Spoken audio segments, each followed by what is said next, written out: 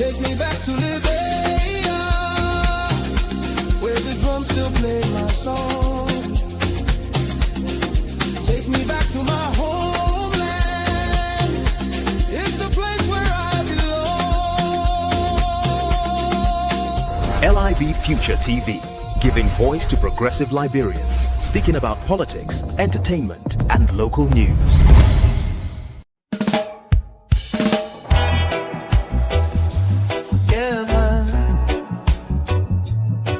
To crime time conversation, where the truth speaks and the people listen. From Cape Town to Maryland, from Nimba to Montserrado, the future calling Liberia. When the voices of the people start to rise, you can see the truth within their eyes. Too many years of struggle and pain, still the people dancing in the rain. But hope is growing in the land tonight, a new vision coming into sight. A servant leader walking with the crowd, speaking truth, humble but proud. This is prime time conversation, talking about the nation's transformation.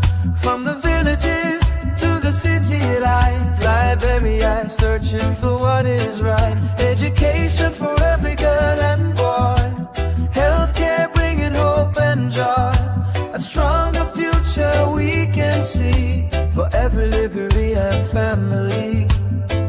Hear the farmers calling from the field, waiting for the harvest that the land can yield. Technology knocking at the nation's door, young minds ready to explore.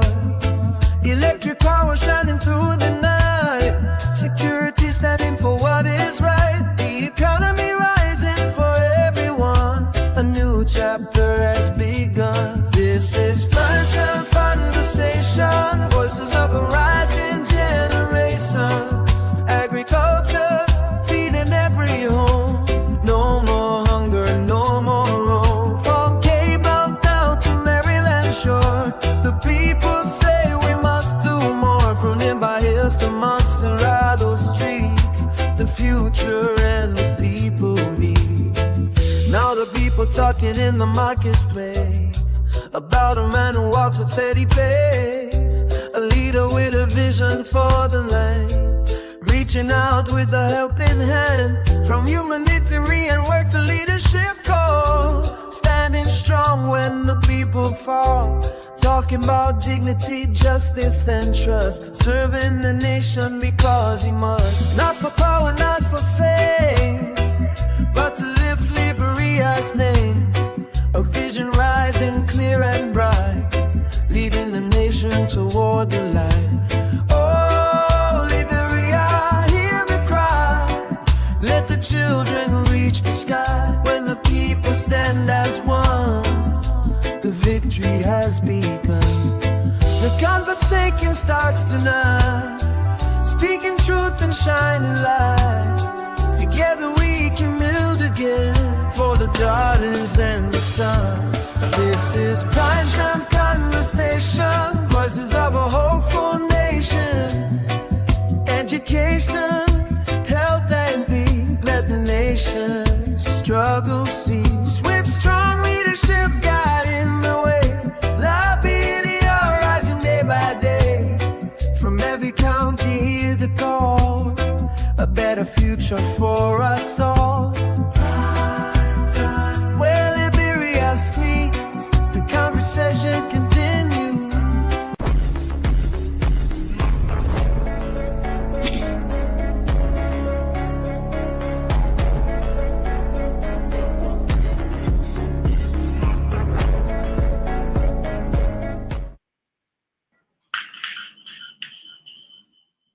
Good afternoon and good evening, wherever you find yourself. This is Prime Time Conversation, and I'm Dr. Pearson, and it's good to be back on your radio today on Kia Radio FM 95.9 and on LIB Feature Television. I have anchoring our news tonight is Lavetta Davis, and my producer tonight is, as usual, Jefferson Weir. I want to say welcome, Lavetta, Yeah, good evening. and welcome, Jefferson. Thank you, Dr. Pearson. How are you? It's been a while. I mean, How you for know? It's been a while. It's good to yeah, be back. It's a yeah, pleasure. All yeah. right, so we give it over to Lavetta for the news update on our show tonight. Lavetta is all yours. Good evening and welcome to LRB Fisher News Update.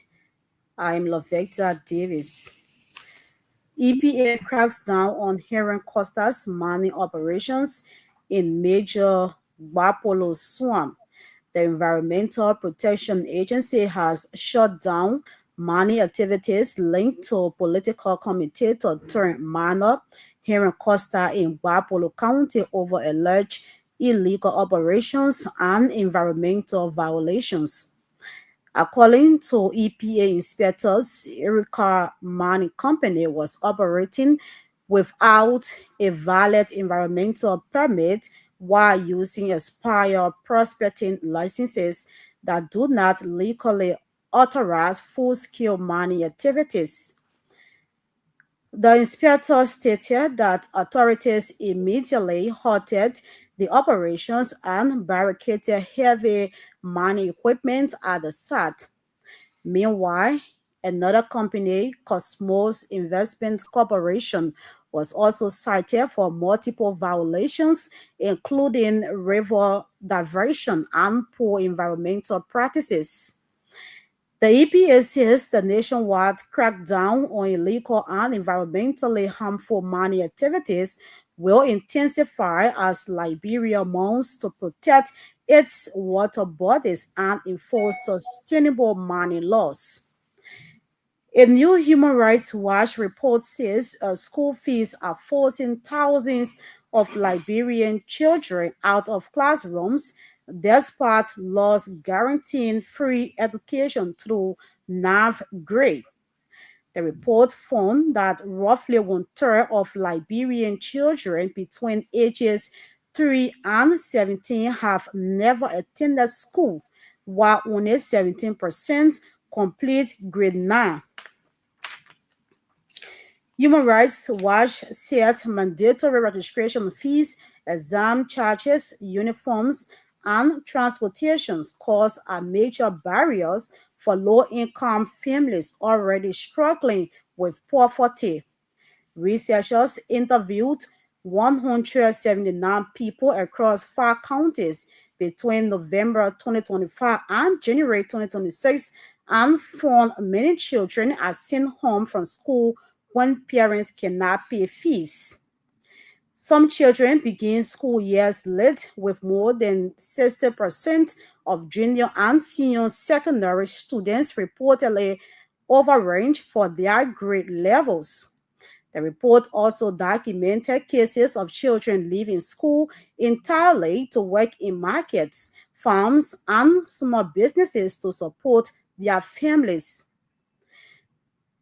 Liberia's education sector cripples with over 6,000 volunteer teachers amid budget concerns.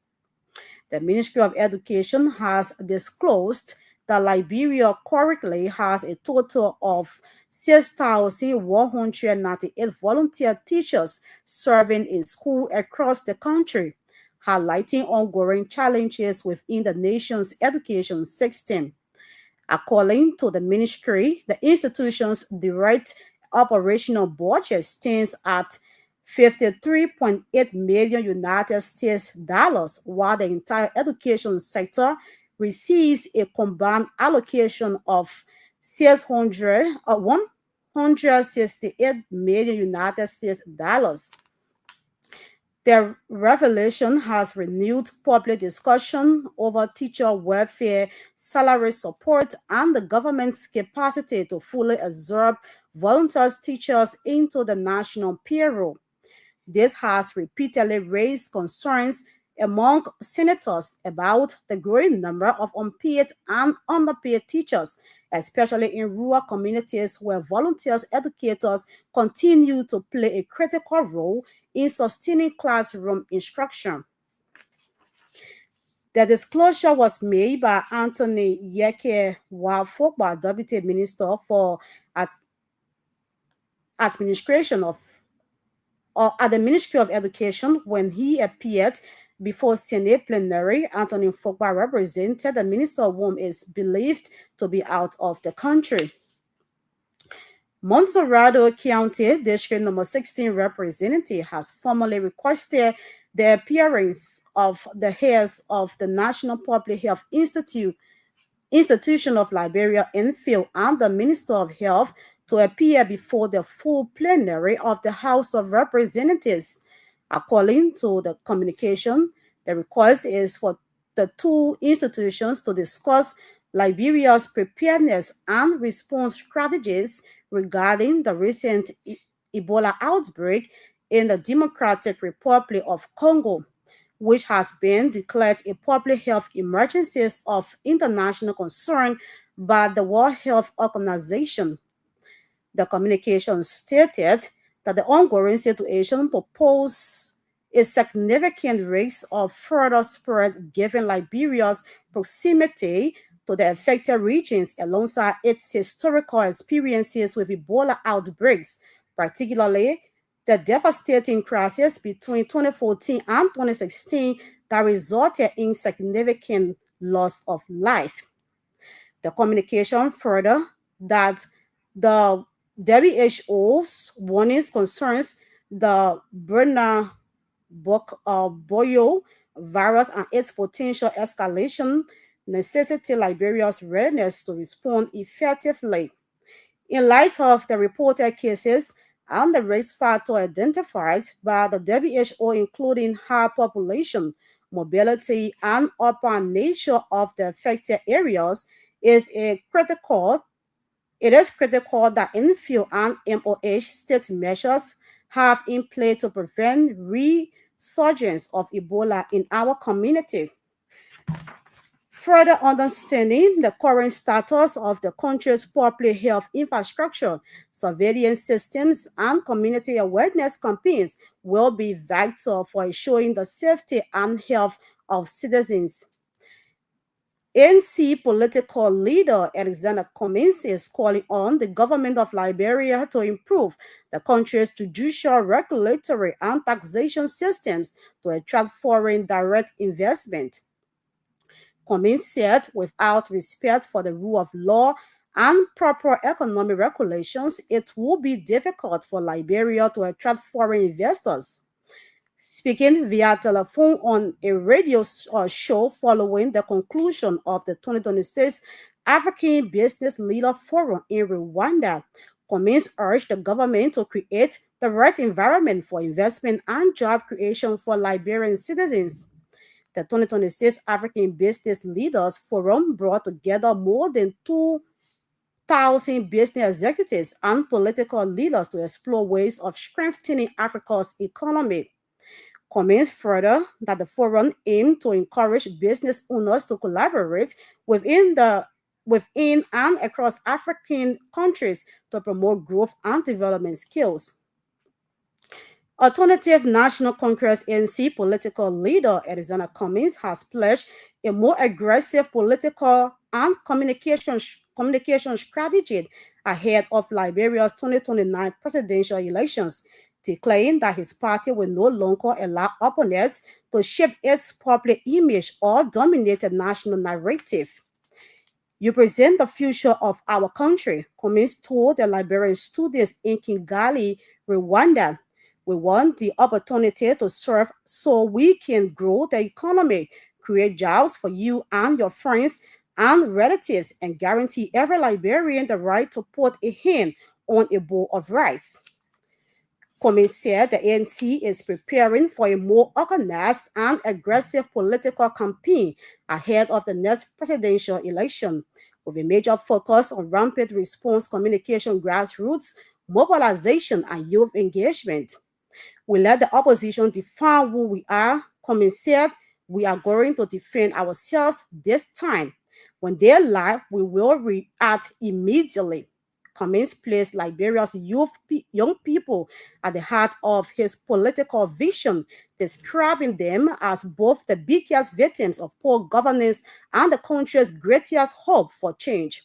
You don't have to be an ANC member to support us, he told the students. I will be running for president of Liberia, not president of ANC. Our country is rich, yet our people are poor, he said. That it is not a resource problem, that is a leadership problem. He pointed to Liberia's iron ore, gold, Adama, Timus resources, and Atlantic coastline as assets capable of generating jobs and prosperity if managed properly. Cummings identified agriculture, tourism, housing, and information technology as key sectors that could absorb thousands of unemployed young Liberians. Referencing Rwanda's post war transformation, he argued that African countries can achieve meaningful development when leadership prioritizes accountability, discipline, and long term planning. The chairman of the Liberian community in Rwanda, representing 4,000 Liberians residing in the country, commended Cummings for honoring a financial commitment to support an ongoing community sports tournament in Kigali. We sincerely care for our people and our country, he said, and we want to change it for the benefit of all Liberians. And the Supreme Court of Liberia has dismissed a bill of information seeking contempt sanctions against House Speaker Richard Coon and members of the House of Representatives, ruling that the respondents were never properly served with the court's rates of prohibition and accompanying stay order. In a strongly worded opinion signed by Chambers Justice Yusuf Kabar on May 20, 2026, the High Court held that the failure to properly serve the House of Representatives in accordance with its own internal rules rendered the contempt proceeding legally defective.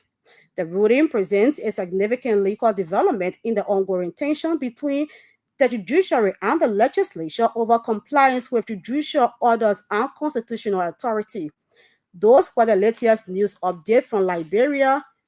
My name is Lovecta Davis. Good evening. Thank you, Lovetta. Thank you, Lovetta. It was a pleasure having you present us the news tonight. I want to say thank you for the work you do and for the service. As you get home, please get home safe, and we wish you well, okay? All right, thank you so much. You're welcome. All right, that is Lovetta Davis. She brought us a news update, and if you're viewing, this is the primetime conversation, and we come on air every Thursday at 3 p.m. Eastern time and at 7 p.m. in Liberian time. And if you're following us in Liberia on Care Radio FM 95.9, want to say you're welcome. I've been off the radio for the last 2 Thursdays, and we've had some studio upgrade, and then later on I had some other engagements that I had to catch up with, and we had to do some repeat broadcast. But quickly, what's on the menu tonight? And I want to say thanks to my producer Jefferson. Jefferson is going to be in the background today. The critical voice. He's taking some rest there. Jefferson, Jerry, last I'm gonna take this ride. It's gonna be a monologue tonight, and I hope I can get this ride safely, to the end of the destination. And we will still be doing the call in, so Jefferson will help us with the call.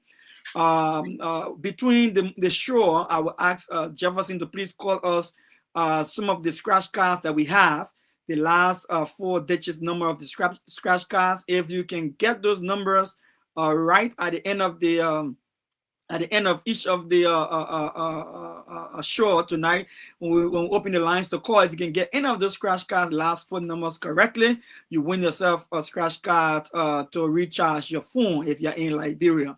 It will be orange, it will be Lone Star, the different types they got there. We get only 2 major ones, right, Jefferson? What are the 2 types we got there? We have orange and Lone Star. Orange and the Lone Star. So you can win yourself a Lone Star scratch card, or you can win yourself an orange scratch card. by following us tonight. And between the show, we'll call the numbers. If you hear the last four numbers of a scratch card, just write it down, keep it. At some point, when we open the lines to take calls, you can call in, and if you remember those numbers, you win the scratch card. All right, so what is on the menu tonight? We have a couple of trending discussions in Liberia. We'll briefly just look at a preview of a recap, I should say, of Alexander Mr. Cummings' visit to the African CEO Forum in Kigali, Rwanda. It's an important visit, and we just want to recap that. We also want to highlight the fact that he met with some students while he was there. We just want to recap that, and then we want to go back on the recent conversation about Yeka Kaluba and bring you our own fresh perspective on the Kaluba issue. If you follow the primetime conversation, you know we are not short of opinion on current issues that are obtaining Liberia, and we bring some unique conversation to the table. So we'll look at the Yeka Kaluba court case quickly and bring you up to speed on that. If you are ardent followers in the diaspora, we'll bring you up to speed on that with some videos as well. And then we will look at former Minister Samuel Tuer trial update. They're still developing issues around the juror investigation. We'll talk about that. And the asset recovery team calling him back, calling him to for some investigation and playing some tabata with the former minister. And corruption, don't forget, corruption for us as a country remains a major issue. Is one of the fundamental reasons why our country have not been able to develop the way we want to see it develop. So we don't take corruption lightly, and we'll be speaking to some issues relative to that.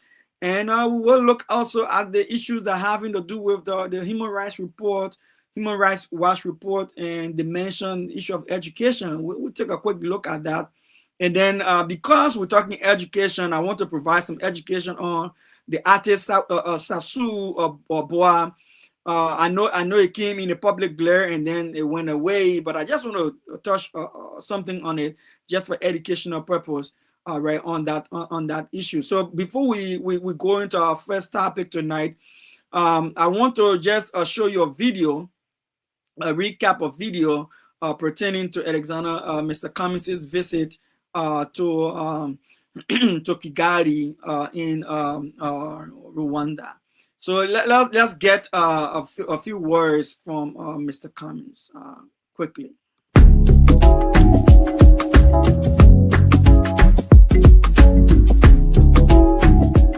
Well, let me first of all say it's great to be back in Kigali after so very long. And it's wonderful to see how the country has developed over the many years since I've been here. But this Africa CEO Forum, the theme is about scaling, how Africa and Africans can work together to scale their businesses. And I think Liberia can learn two lessons. One, within the context of Liberia, we need to work together so we can scale within Liberia. And so that means working together as a people, businesses working together, government being supportive of the businesses and business environment and investing in businesses, so again we can get scale, we can make our businesses bigger, they can have impact. The second way I think Liberia can benefit is by collaborating with other countries, so within the Mana River Union, for example, or within ECOWAS, for example, because then it expands the markets where Liberians can sell products that we produce, that we manufacture. So the concept of scaling, which is the theme of this forum, is something that can directly apply to our country. Scale within Liberia and scale across the sub-region and indeed across the continent.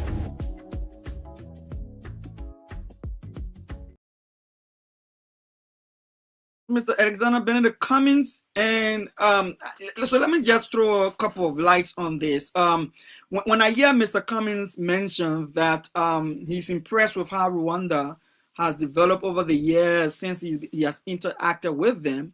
If you're a Liberian in Liberia listening to me, let me say something to you that we all should take cue from. You know, sometimes you don't know what you're missing based on the fact that you have not traveled to see other places in other countries.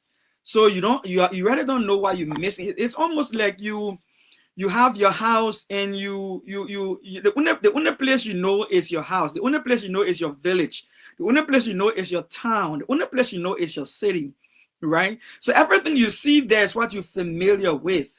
But if you have the opportunity to move outside of your own environment, and you get exposed to what you see others are doing outside of you, then you begin to see some of the things that you are lacking, right? So it is like you turn the lights on in your room or in your house, all right? And that's what Mr. Cummings is talking about. He's impressed that he has seen over time change. Somewhere around 2012, I think it was 2012 or 2000, between 2011 or 12, I had gone to Botswana.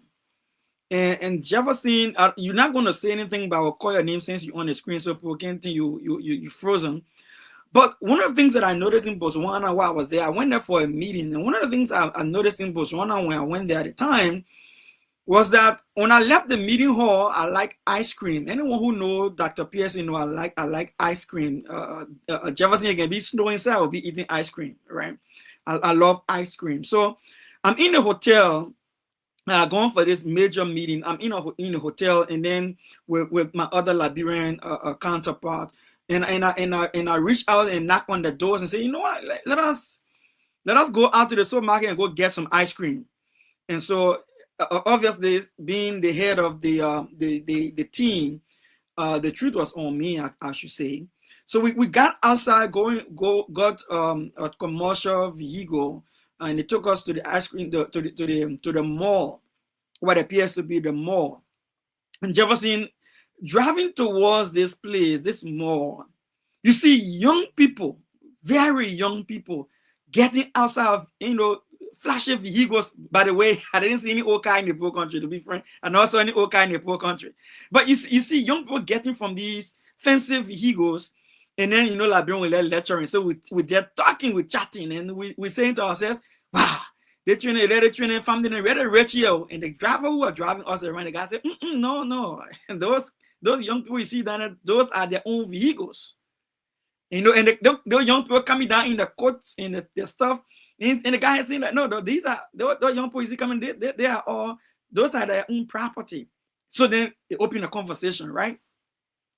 And then while we're having this conversation with this guy, then we get curious. We want to know why that young people like these at that level have their own cars and things, and they are driving. They look so well kept and things. Jefferson. And then the guy started to tell us that in Botswana, that those young people that were going to school, even up to a tertiary level for free, my brother. And some of them are being paid to go to school. You get what I'm saying? Some of them are being paid to go to school. And when they come out of school, Jefferson, not only that they come out of school, but when they come out of school, say for instance, Jefferson went there and he did agriculture, right? And he graduating, Jefferson read his business plan to go and do his farm. The government will provide the subsidy to make the farm. They provide the equipment to make the farm, and they help you establish your farm. Wow. And I was blown away. And they are graduating. If they are doing computer or they are doing whatever they are doing, IT or whatever, engineering or whatever they're doing, they're going straight into their career, the different fields, because there is available opportunity to absorb them into the economy. And that blew our minds. And so I think in that whole southern African region, I think Mr. Cummings is not overemphasizing that, because I went to Namibia and I saw similar thing. I went to South Africa, I saw similar thing. And what I saw there is that you see a level of change, a level of progress within the lives of the young people. And I'm looking, saying to myself, wow. And so we want to have a Liberia at some point in time that we can see and know that Liberia is moving to a time in a place where people and young people in Liberia can see and know that they will not only go to school, but if they went to school, there is an opportunity for them to be absorbed into the economy, to be able to exercise whatever education they have acquired. And besides, it is in the practice of the education that you are advanced. It's not getting education in a certain way that you advance. It is getting the education and being able to exercise the education that you get even further advanced. And while I was there, at the same time I was there. I didn't go there for a government visit. I was on a private visit, Jefferson. And while I was there with my team, we heard that Madam Ellen Johnson Sirleaf was paying that country visit that same year. The same time we're there, Madam Ellen Johnson Sirleaf was visiting the country at the same time. And then we got excited. And the reason why we got excited is because we felt ourselves like, because Madam Ellen Johnson Sirleaf is here and we are seeing what we're seeing, and she is seeing what we think we're seeing. When she go back to Liberia, she will carry the same idea there. Oh my God, how disappointed I was to realize that was not the case. By that time, I was writing my master's at the University of Liberia when I had that experience. Writing my master's at the University of Liberia when I had that experience. So I was excited and saying, maybe Madam Ellen will carry the same idea back to Liberia. Considering that we're coming from war and Liberia is trying to get itself back on track, this is a learning opportunity for the president and for us who had the opportunity to go outside and see that this good thing will come to Liberia. It never came to Liberia. It never came to Liberia. And for me, it's sad. I would have thought that we'll have leaders like what I'm about to show, Alexander Benedict Cummings, engaging students, Liberian students in Kigali, Rwanda, and making them to understand that the country should understand that there has to be an enabling environment, and that's the kind of mindset we want from leaders. Now, let me play Mr. Cummings' mind on what I'm talking about there, about connecting students to opportunities in the country as they learn.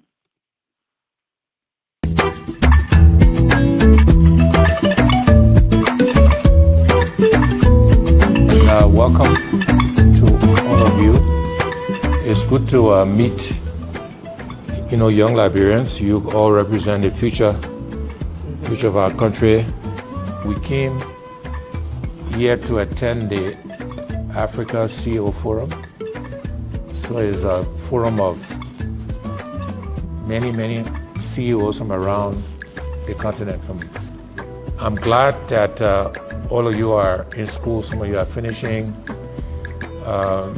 We want to create the right environment in Liberia so that one, we can improve our schools, so you don't necessarily have to leave to come to school. It's not a bad thing to come to another country to go to school. It's a good thing. But I wish we had the quality of institutions that they have here so that you don't have to do that. And most importantly, I wish the economy in Liberia was doing well, so you have jobs to go to.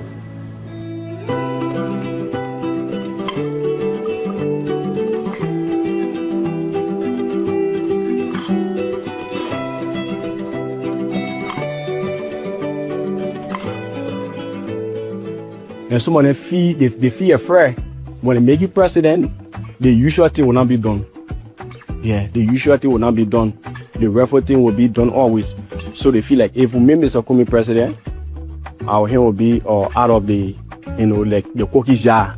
Will not be able to export the Liberia, will not be able to export our resources. Liberia is rich when it comes to resources. If you just take the resources that are in Liberia and bring it to this country, Mr. Cummings, the country will be far ahead of other European countries. I don't want to lie to you. Yeah, we have to use the resources that can be able to build our country. But our people sometimes they just misuse it, just mismanage it for their family, and then they just reach themselves and then they just sit down. Sometimes we use a Bible or sometimes like some that can't even say, well, why Liberia can be like this country? Why? These people consist of students and professionals. Where I attended a diaspora return conference in Liberia, I had the opportunity to have met you. Mm-hmm. You took me as a child, as a son, and I want to appreciate you for the care. Also, during our communication, our conversation, you did promise the Liberian community of Rwanda financial support for our sports tournament, and you did fulfill your promise. I'd like to appreciate you. When we took power as a leadership, We promised the community that we will not the community do sports activities. So now, as we speak, we have almost 6 to 7 chapters within the Liberian community in Rwanda, and our chapter tournament is ongoing currently through your financial help. We want to appreciate you. And come Sunday will be our final games. So we appreciate you, and we hope the relationship continue. So thank you very much, and that God keep blessing you. Thank you.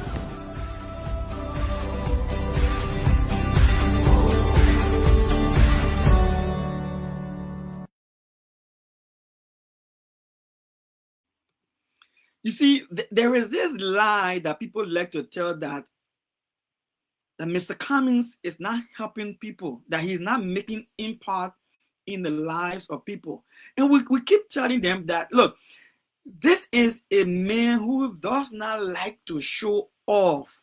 And I think that is one of his, it may be a strength as an individual person, but it's also his weakness as someone who wants to be a public figure.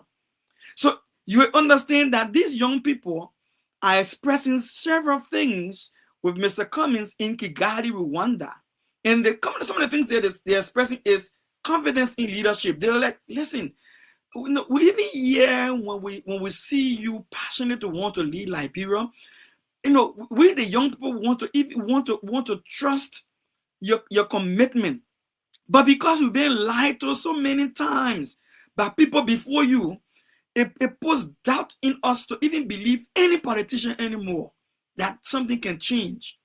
And I think for anyone who is leading Liberia or wants to lead Liberia should see that, I mean, as a sad thing for a country, that the next generation of young people can have confidence issues with their leaders, and telling their leaders, like, look, we find it hard to keep trusting our leaders going forward. Like, we see that our political leaders tell us, oh, we have the country at heart, we want to move the country forward, give us a chance to lead, but we're now beginning to doubt that they are honest with us.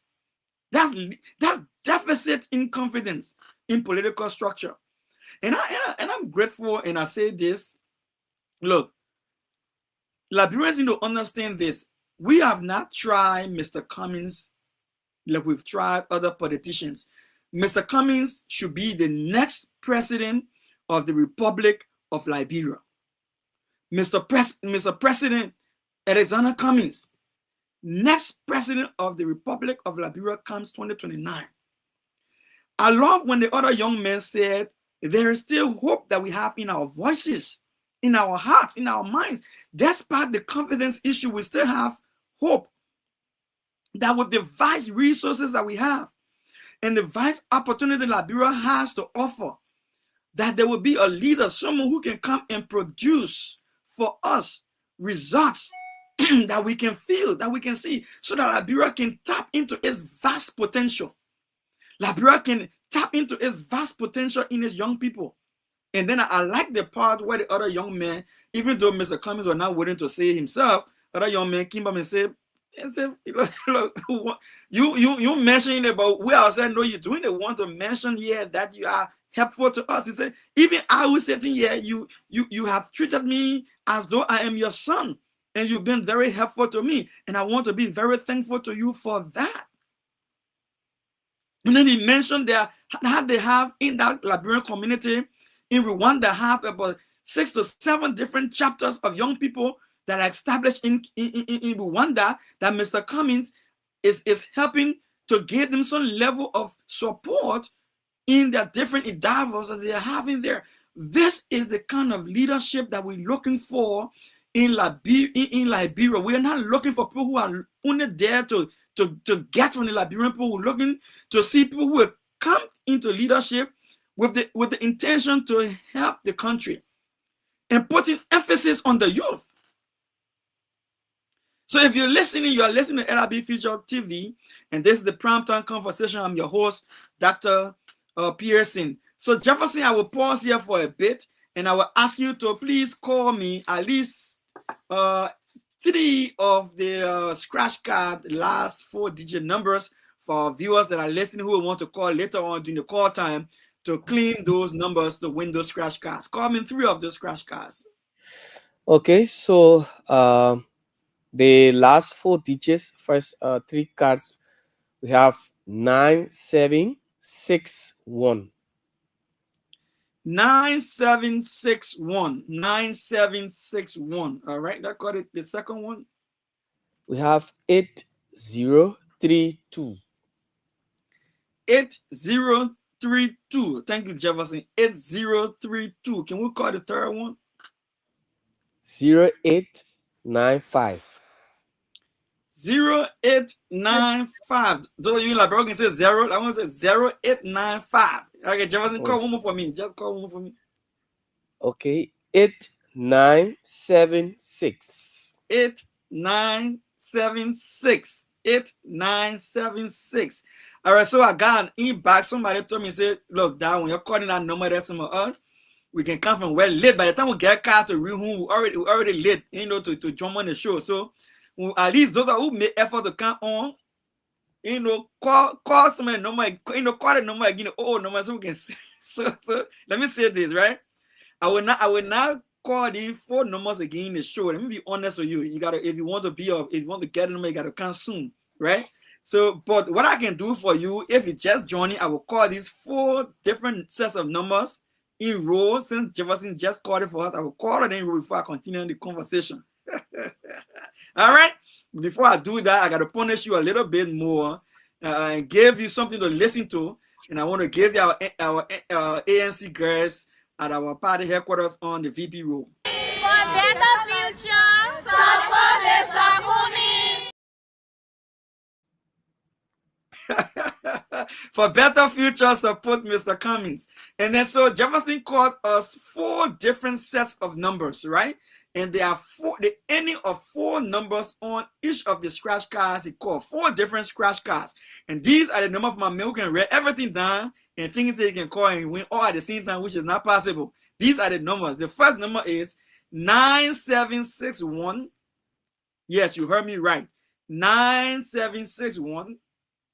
The second number was 8032. 8032. The third set of number was 0895. 0895. The fourth set of number were 8976. 8976. I'm not calling that number again. I'm calling that number again. That number time finished. Finish calling that number time finished. Let's go back to the conversation. So, Mr. Cummings' visit to Kigali in Rwanda, he said, I take away 2 things, then I move on to the next topic. He said, I take away 2 things from what my visit to the CEO forum of African leaders and presidents and business CEOs, and, I take away 2 things. He said, number 1, Liberia cannot move forward in the absence of unity. Liberia cannot move forward in the absence of unity. It is difficult to see an opposition leader who is calling for unity and not calling for division so that he can divide and conquer. One of the strategies in leadership is you divide and you conquer, which means you scatter the people, then you win some toward to yourself, and you win them small. But this man loves his country to the extent he says, instead of me telling the people all kind of things that will make them to feel discouraged and make them feel better about whoever in the government so they can fail, he said, no. This is what I take away from this conference and interacting with world leaders. He said, we need to unite and make our business environment friendly so that people can be able to come. Another thing he talked about bilateral engagement and multilateral engagement. He said, if we want to be successful and get the best value for our economy to improve, he said, we have to support, and I believe we're referring to the Africa free trade strategy. Let us support the free trade strategy in Africa. Let us work on that agenda for Africa, that free trade policy. Let us improve it. Let us increase inter-country trading. That Liberia and Guinea and Liberia and Africa, instead of us having to be doing border confusion and having to be doing one-man show, he said, look, let us create the enabling environment where we are able to have our goods and services that are produced in Liberia or grown in Liberia, our produce and things, to be sold in our sister African countries. And let me say this, these things cannot happen. If you are listening to me, I will say this to you. These things cannot happen by chance. It has to happen with deliberate planning and deliberate leadership in the country. And that's what he's trying to offer our country. As somebody said in the audience here, they say, oh, Mr. Cummings, you know what I mean to create job. That man was the second highest executive officer of Coca-Cola in Africa. Then you see the man not to create job. You know how many people working on it, man? You know, I can enjoy the other men on the propaganda. Men of propaganda can be so cheap. Them men operated billions of dollars. Your government budget can even read $1 billion. You want to compare yourself to this guy? And you want to critique Mr. Cummings? Let me give you this statement before I go to the next topic. Right? Listen to this. You made that funny comment. Let me say this to you. Liberia took her national budget for the first time from $900 million. She took it and projected it to $1.2 billion. $1.2 billion. Now I'm thinking that with the recast budget, it has gone more than $1.2 billion plus now for us to capture for 2026. We are almost going 6 months in 2026. Liberia Revenue Authority has not produced one of the quarterly report to tell us, at least their first quarter report here. Since we took that giant step to make the budget $1 billion, we gotta be very meticulous about how we monitor our revenue. We gotta be very meticulous about how we monitor the money coming in that we projected to support this budget, so that if there's any issue, the Ministry of Finance and Development Planning and the National Legislature who passed this budget will be able to make real-time decisions on how to govern the country. No, they have not published one quarterly report, not one. The first quarter reports will be from January, February, and March. It's supposed to cover January to March. That report is not all yet. We're now in May. We're going from March, April. We're not in May. We're coming to enter June. That June we enter June, and we will enter into the second month of the second quarter. Yeah, we have not seen one report from LRA to tell us, oh, we projected that we need at least $280 million every 3 months to support it, to reach the $1.2 billion budget at the end of the year. But at least the 2.8 plus or more million dollars we need every quarter. At least we made the money here, or we made the money here. Nobody saying nothing. Everybody like them off. I just give you an example, and I said there's that money in the new. I just give you an example. It's hypothetical. If you came in for I can call it fact check. It's hypothetical. So NRS say, oh, we show legislature, Senate, representative. We show we can raise $500 million for Q1, quarter one. And then if we keep raising $500 million for every quarter, the $500 million will reach, more than the $1 billion we're looking for. That just say, I just making up that number. But then the quarter one finish ending from January, February, March, quarter one finish ending to up to the day. Nobody show a report yet to say whether we're raising our money, whether we're on target or we're not on target. Is that good leadership? It's bad leadership. Because leaders plan based on what information that I provided them. And let me say this: if President Boyka has real-time information, proper information from LRA, that proper information can even make him to say their trip here are coming to go to America to go spend 2 weeks in America and spend taxpayer money in America for 2 weeks. I will not go, because if I go, I will not be able to pay salaries. LU will not be able to get the money we promised them. The health ministry will not be able to get the money we promised them. Ministry of Education will not be able to get the budget we promised them. Ministry of Defense will not be able to get the budget we promised them, because NRA is not generating the kind of money we need to support the budget that we were looking to spend, the $1.2 plus billion. NRA ain't meeting that target. But no, we hear nothing yet. Then somebody here wants to tell me that people who are acting like this, knows what it means to run a billion-dollar company that Mr. Alexander Cummings run, with a board, with an executive board sitting over you on your neck, and shareholders are on your neck telling you, say, you must produce, report to us to justify if our billion-dollar company and trillion-dollar company is producing results. You don't tell me no kind of thing. I would know. These are the people who are misleading our country. These are the people who are lying to Liberian people and telling them to expect something different, something better, when the example that they are referring to is not genuine. The example that they are referring to is not showing any sign of mature leadership.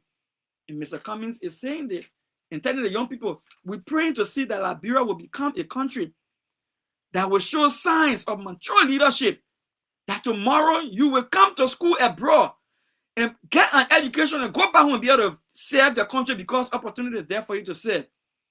And then you young people who are here studying, he said, if it hurt me, say, I pray that you'll be able to go back to your own country and don't need to come to foreign country to get the quality of education you're looking for. That LU will not have soup, sow. I will have to say sow. LU will not have soup. The Student Unification Party is sow, having to demonstrate and say they want justice and they want jobs. Students will not be showing bathrooms that cannot be used by students because it is dilapidated. Senators will not be on national Senate live video and national videos from radio station Liberia having sessions there with Ministry of Education and senators saying, even in my country, I went to visit the rural area, I went to visit schools. I couldn't use the bathroom because the bathroom were bad. Senators saying that to Ministry of Education, Deputy Minister of Education today. Then y'all want to say, y'all know what the government is doing? No, they don't know what they're doing. No, I'm not saying everything they're doing is wrong, but no. And when I saw your comment, I hear you say, oh, in fact, it has to do with roads and things. Yeah, you can work and chew gum. Majority of the roads that we are building is not coming from the national budget that we sign every year. It's coming from concession. It's coming from how you call it? Call it loans. Loans. Money that our children will have to pay back. So they're not doing us any favor. No government official doing us any favor. They are there to work for us. And I want to say you are listening to Primetime Conversation with Dr. Pearson. And I'm not trying to talk down on the government or anything. I'm trying to tell us that we deserve better. Aaron, Jefferson, I want you to call me some more of those scratch cards before somebody get velvet and say, my man, I hear you talking about the scratch card rule. The scratch card rule. Jefferson, that call at least additional 4 more scratch cards. Okay, so we have... Or make it 2. Yeah, 2 more scratch cards.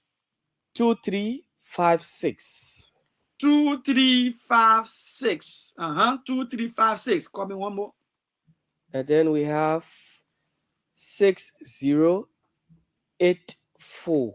6084. Those of you who are meaning can say 0. 6084. So we just call you 2 more scratch cards. The last 4 numbers in those scratch cards. 2356 and the other one 6084. We'll open the lines to receive call. If you can call us back any of these sets of numbers or for any of these scratch cards, you will win yourself that scratch card you're going to call. Right? Now let's go to our next topic. The next topic we want to bring to the conversation here tonight has to do with the issue of Yeke Koluba. Right? Now let me say this. Representative, I always call him Representative Yeke Koluba. In my mind, he's still representative because I'm someone who respects the rule of law. In my mind, he is still representative. And in fact, don't argue with me, because if you want to argue with me now, say why the House of Representatives have not declared the seat vacant yet to the National Elections Commissions. But by our electoral laws, if a seat is vacant at any house of whether it's the House of Senate or the House of Representatives, that seat should be declared to the House to the National Elections Commission within 30 days of vacancy. That vacancy has not been announced because the issue is still before the Supreme Court, and then it means to say that Representative Koluba remains representative until that issue is finally decided. But let's talk about Justice Kaba's concern here. Now, let me say this. I do not support Yeka Koruba, Representative Yeka Koruba's statement concerning Guinea owns the land that they're sitting on at the border. I do not agree with that statement. And let me tell you why I do not agree with that statement. Because as far as I'm aware, that piece of land has been presumably, I'm using English here, that's what they call me data. Presumably, that land is for Liberia because where it appears we have had Liberians sitting on that spot for years immemorial. So I will say again, in my mind, because we've been squatting there all this time, I assume in my mind that that land is for us.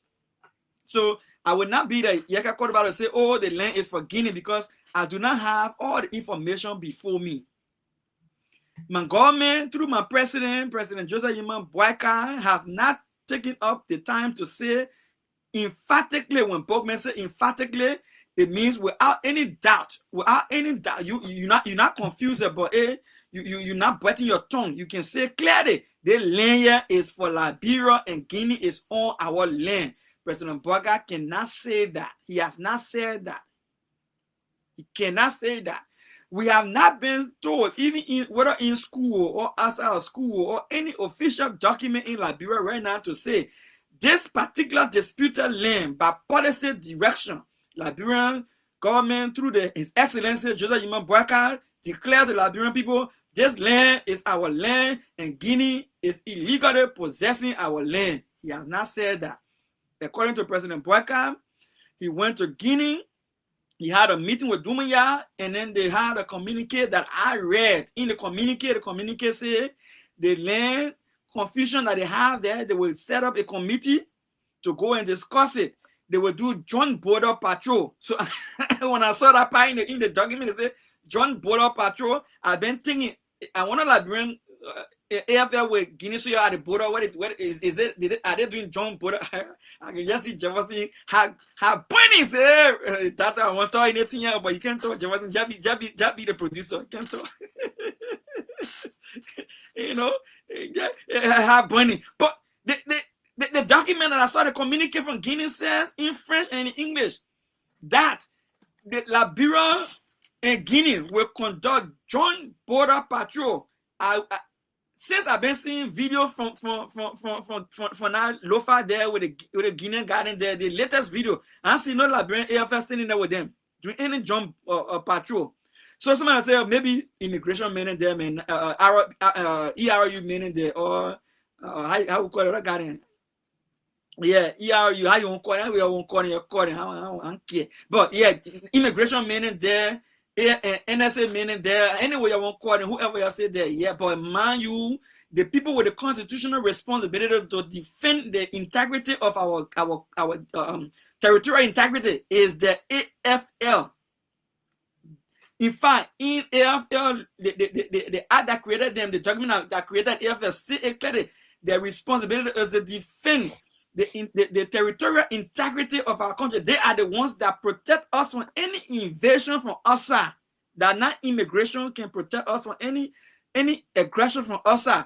That not Liberia National Police. It's not ERU. It's the AFL. Somebody say, oh yeah, but that President Boyka don't want for there to be tension. Yeah. I agree with you. I don't want war. No, nobody want war. I went through war in Liberia. I lived through the war. I never left from Liberia until 2013, 2014 during the Ebola time. So with me, I lived through the entire war in Liberia, even to the point where my father said die in the war. So yeah, I don't want to see war. But at the same time, the communique from Guinea said Liberia and Guinea will conduct joint border patrol. So why AFL not there? So if they want depend on immigration, then yeah, be Guinean immigration with Liberia immigration there. That's what they go do the patrol. Or you want you ERU in there, yeah, Guinea be on ERU. You don't go do the border patrol. But if the Guinean military is there, then our military is supposed to be there, and Guinea is supposed to be on the side of their border, and then Liberia's military should be on our side of the border. If we say we know our borders, right? The how it's supposed to be. Now, let me go to Yeka Koruba with that clarity made. Yeka Koruba case before Justice Kabah. it's not necessarily the fact that the House of Representatives did not receive the rate of prohibition. That's not the so people getting it confusing. Some people say that Jega Koruba went to the Supreme Court to Justice Kabah because of letter that the Supreme Court sent to the House of Representatives that the House of Representatives refused to read and said they never received it. That was not Jega Koruba's initial argument.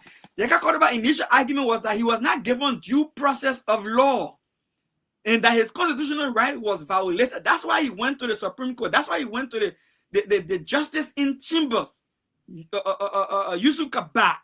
So Kabah is supposed to understand and know that the complaint that Jega Koruba brought before him is the issue concerning the violation of his rights, his constitutional right to due process. That was the core issue. That was where he felt he was injured. Now, when it comes to the issue of the horse saying, "Oh, I never received your document," and Jega Koruba run back to them and said, "Listen, court, I understand. I was here. You sent document to the guys to handle my case, so you can look into my case." And they did not. They said they did not receive it, and they went ahead and still do what they said they were doing. So I want a better information so you can ask them what went wrong. That is a separate case all by itself. I want the Liberian people to hear this, and I want them to know this. I want Jega Koruba to even know this. Justice Kabah, you did not serve you did not solve the legal issue and the complaint that Jega Koruba felt injured of. You address issue that you got injured of. you discussed your injury. You did not discuss Jega Koruba injury. And if any Liberian person listening to me today, I want you to rewind the whole thing and think about it again. Jega Koruba went to Yusuf Kabah and told him, Justice Kabah, and said, "Justice Kabah, I feel that my right to due process was injured. I came to you to put stop to the injury being meted out against me." He did not go there to say, "Justice Kabah, I came to report to you that the guy did not receive a communication properly." That was not his complaint. The issue that had to do with the instrument that Justice Kabah, the citation Justice Kabah sent to those guys, and they said they didn't receive it in the process to whether how they can receive it or how they cannot receive it, that Justice Kabah's own injury. It is Justice Kabah's own injury. He needs to fix his own injury, but he needs to satisfy the complaint of the constitutional injury that Jega Koruba initially took to him. And I did not see him address that. Now, is this thing being politically handled? Is this the way they want to politically get rid of Jega Koruba? I don't know. I'm not accusing Justice Kabah. I'm only just saying to Justice Kabah, you still have to come back and address the actual injury that Jega Koruba initially took to you, that his constitutional right was violated. You need to also set a date to address that injury. Oh yes, you said you didn't receive my letter in time, and you still went ahead and did what you did. I don't have a problem with that. Ignorance of the law is no excuse. Let me give you one example. Those of you listening to me in Liberia, primetime conversation followers. If you listen to Kia Radio 95.9, this opinion is the opinion of primetime conversation, not the views of Kia Radio FM 95.9. We only pay them to air our show. Let me make this clear here. If the legislature went and make a law, and the Supreme Court did not stop them from making any law, and then they make the law and they went now and the executive branch of government went to execute the law, and somebody went to the Supreme Court and said, "Supreme Court, I feel injured by this new law that the legislature made, and it is violating my constitutional right." Whether they were able to complete the making of the law, whether the president signed the law, whether the law is actively being enforced or not, according to the Constitution, the Supreme Court has the mandate and the authority to stop the execution of that law and to review it to establish the level of degree to which it is violating the Constitution, and then make a ruling and say, this from this point to this point, your law is correct. from this point to this point, your law is not consistent with the Constitution, this whole area is null and void. Why am I saying that? I'm saying that to say, even if these guys went and expelled Yeka Koruba, and if Yeka Koruba still feel injured, for which he went to Justice Kaba, Justice Kaba still has the right to properly serve the House of Representatives and say, oh, you say you didn't receive this communication, but yet and still, injury of the law in violation of the Constitution does not have any limit or limitation to when I can intervene and right the wrong of the injury in the Constitution that you have violated. So you still have to come here and give me cause to believe that you have not violated the right of Yeka Koruba to due process.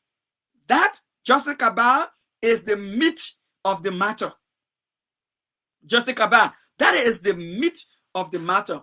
And I think that is where you need to come back and cite this time around properly, cite the House of Representatives, and then call Mr. Koruba and hear how he was injured and determine whether or not that injury is justified, and then he can be satisfied that he had due process in the law. Don't forget, Justice Kaba, the courts, the Supreme Court is the final arbiter of justice. If he does not get justice at the Supreme Court, then he has not gotten justice at all, and there's nowhere else he can go to get justice. I hear Representative Koruba lawyers are saying that they will go to the full bench of the Supreme Court on issues of the ruling of Justice Kaba just recently. If any of the lawyers are listening to me, the Massacre, I know Massacre, Councilor Massacre is a very good lawyer. I would tell Massacre, yeah, if you want to appeal to the full bench, you can go ahead. But my appeal to the full bench, I'm not a lawyer. Let me make that clear. I'm not a lawyer. I'm speaking here law is sense. If I'm appealing to the full bench of the Supreme Court, I will be appealing on the basis that the crust of Yeka Koruba complaint to Justice Kaba was not addressed. That what I'll be appealing to. And I want the full bench to address the issue that Yeka Koruba initially took to Justice Kaba, and then all the politics that play around that initial thing to make it not to stand up as the main issue for concern should be the main issue of concern before the full bench of the Supreme Court, that his due process right was violated and he was wrongfully expelled from the House of Representatives. Is there any precedence to this? Yes, there's precedence to this. When the majority black decided to go and hold their own election in the joint chambers and said that they no longer recognize what his name, Representative J. for Nati Kofa at the time he was the speaker, and they conducted their own elections and elected a new speaker while Kofa was still the speaker. Even though they completed the entire process and said they satisfied the same process, were carrying on activity, passing budget and everything, when they went back to the Supreme Court overall final ruling remains constant. Whether you did it, you did what you did. You never did what you did. In the eyes of the Constitution, everything you did was ultra virus. They are null and void. They do not stand. The same thing can stand for Yeka Koruba. Even though you went through the process, you say you got up 49 votes, but in the process, a portion of the process did not meet the standard of the law, the spirit of the law, and therefore it is ultra virus. It is that part we want the court to speak to. All right, it is that part we want the court to speak to. Now, so again, I must clarify. Am I saying that the issue with the border that Yeka Koruba talked about, that guy in the whole Rick Monroe with the horse, am I supporting that view? No, I'm not supporting that view. In fact, let President Booker tell me how he's still talking with Guinea president on that issue. Yeah, President Booker. Issues for years, they came up again on the agenda. Issues for years, they came up again on the agenda. What is your message to the president of Guinea and the presidents of the region about those tensions today? Fortunately, the president of Guinea and myself been sharing 6 cents this morning. And we've been speaking very well. In fact, the first question he asked me, how is the border situation? And I told him things are getting under control. I think the president of Guinea is beginning to know that we are good neighbors, we are family people, and I think his thinking is changing. So the worst is behind us. I would believe so, but we have to work at it because tension don't just disappear in a day, but we are doing everything to show him that we are good neighbors. We've been working together for years and we can continue to do that. So you trust Mamadi Doumbouya? Mamadi Doumbouya and I talked today, and I called him my nephew, and I said, today I'll be seeing him. And he said, the doors are open. Joseph Boakai, I want to thank you very much for being our guest. Look, listen. I don't doubt the wisdom of the 40 years experienced president. I don't doubt his wisdom. He's saying, listen, I'm playing like Batman, you know, I let it get on the passport business. Jefferson on sanction, you can't talk on the show, he's just my producer, but I will pick on him. So Batman got a rat in the video in the interior, they call slow. The rat can boy, when you feed the pin, it blow. So slow can boy and blow. Maybe President Boakai playing slow, you know. He press more, he blow. He press more, he blow. However, when President Boakai chose to go about this thing diplomatically or traditionally, according to my nephew and all the kind of thing, that thing ain't wearing lofa, again wearing foya, not in Guinea. Doumbouya is not here for that foya rhetoric, my nephew and my uncle thing. No, he here for that nonsense. Doumbouya got a military ministry now to the border in Foya there with their arms and the money, their land. According to them, they say that their land. President Boakai, the international journalists ask you a very important question. And the reason why I'm bringing this up, because I want to throw a particular a light on it that does not come, that you're not hear from anywhere else besides primetime conversation. Some of the things you're going to hear, you're here the same topic every day, but the way we address it, you're not here anywhere. President Boakai. The whole thing about that conversation with you and our international journalists on France 24 was pinned on one question the guy kept for last. He said, do you trust Doumbouya? Do you trust him? And yeah, a Liberian poor journalism fighting about, the way Doumbouya and the Papa sat down to the guy in the chair and the man saying, hides the border, it's an insult and all that kind of thing. All that one there, we hear all that part of story. The main point the man is going out as an international journalist, a learned journalist, is the expression, do you trust him? That is the meat of that interview. Because everything else you told the guy, it didn't make sense to him because you didn't tell him anything that makes sense when it comes to sound leadership and someone who is defending the integrity of their country's border as the commander-in-chief of the armed forces of the Republic of Liberia, with our American currency, our 2,000 strong military forces ready. My student unification party, SAO, beginning with say our vanguard forces ready. You know, and my vice president Jeremiah Kuhn say we get 3 men who are well trained, and you know who can penetrate Guinea and take over the whole village and town. We hear all I want. But the question the journalist asking that is important: do you trust Doumbouya? Because at the end of the day, that's why it comes to. Do you trust him? And Mr. President, because that question is important. We're asking you the same question. Do we trust you too, Mr. President? President Boakai, can we trust you that you are on top of the border issue? President Boakai, President Joseph Yman Boakai, uncle, can we trust you? Can we trust you with the border issue? The same way the journalists ask you, do you trust Doumbouya? Now, Liberian people, now they feeding some kind of way the way Doumbouya treat you. Doumbouya treat just on picking at my man. How the border? Are you funny? You send somebody to my side the border. I mean, how the border? You president and my side president. If I was supposed to be briefed by my security forces, my security advisor, you can get security advisor will brief you too. So then you can look at me, can ask me how the border.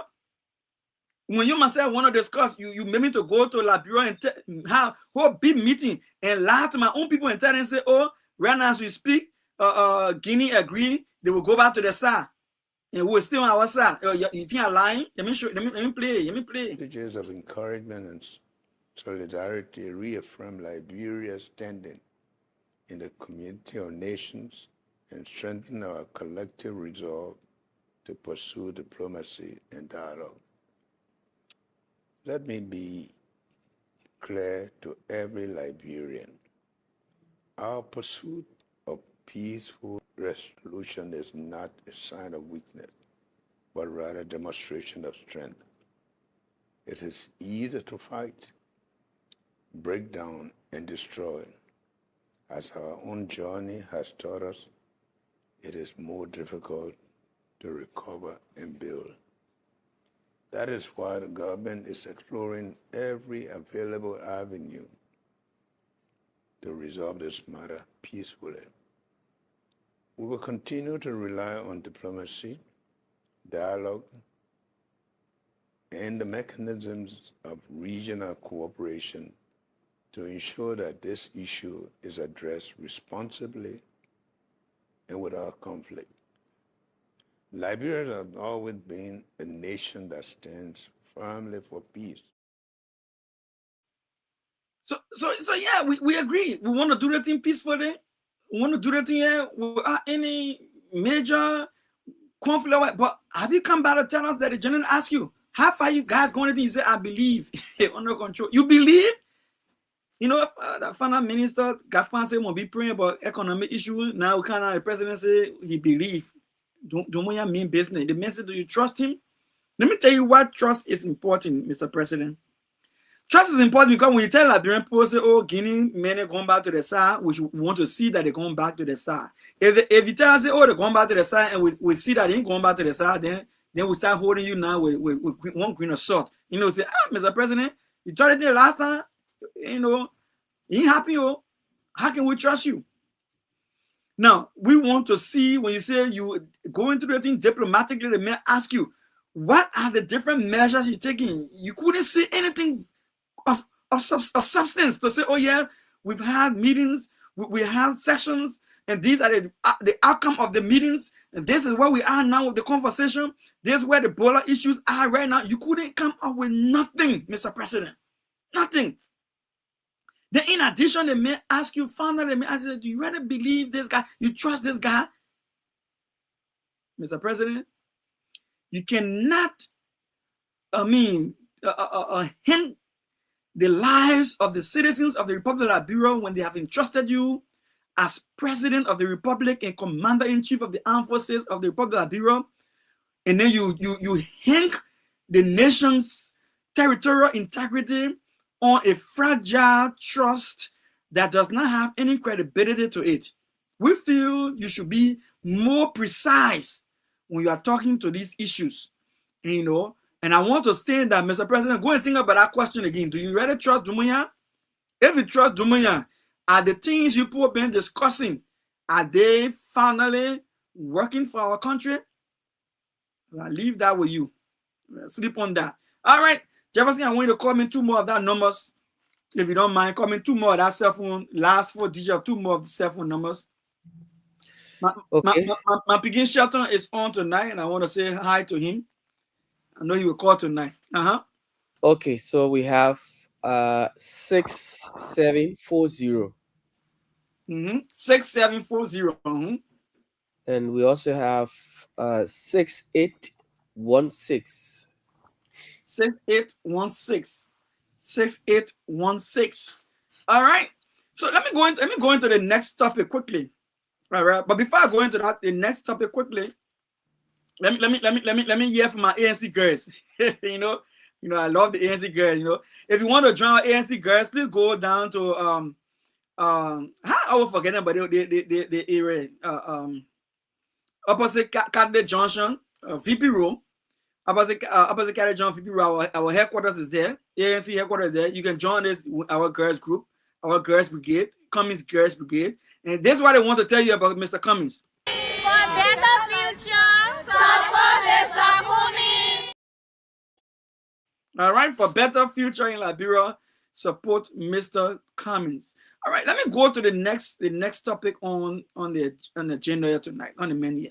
4 minutes of Samuel 12. My man, I look, Liberian people, a lot of us, we got serious issue with corruption. We want to see people prosecuted. People who steal money in our country must be prosecuted.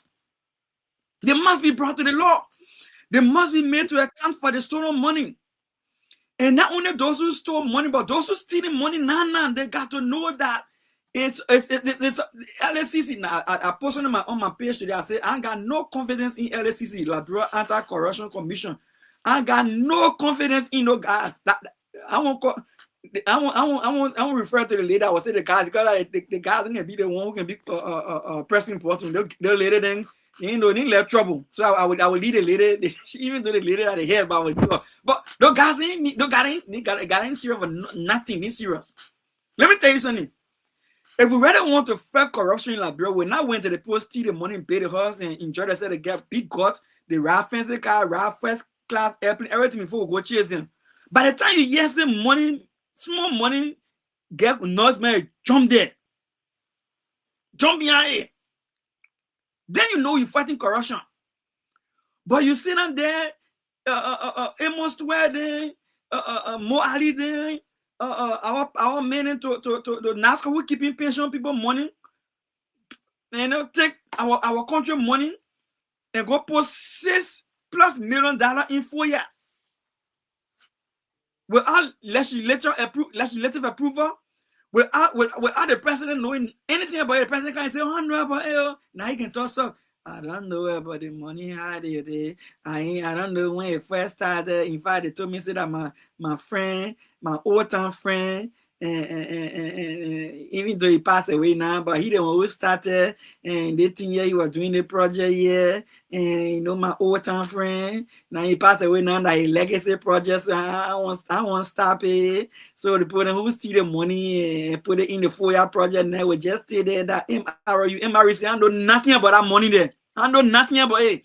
I was fasting, they put on the website. I was fasting not in that project. We know nothing about that project. And you guys say, okay, now a government project. Seriously, the LSCC are not going after the guys yet. Is it wrong to develop Liberia? No.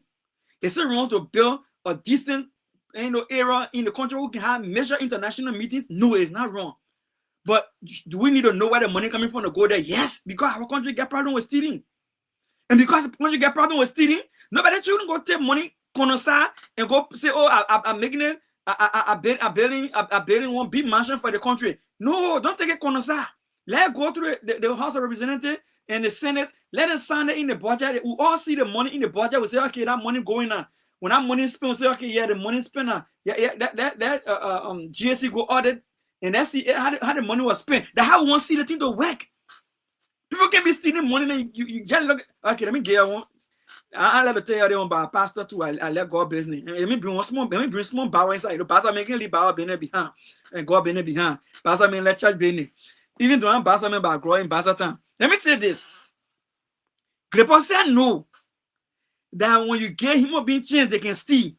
So God told Saul, he said, "Saul, go fight war." When you go fight the war, Saul, when you fight in the war, when you coming from there, don't bring nothing from there. So say, "Funke."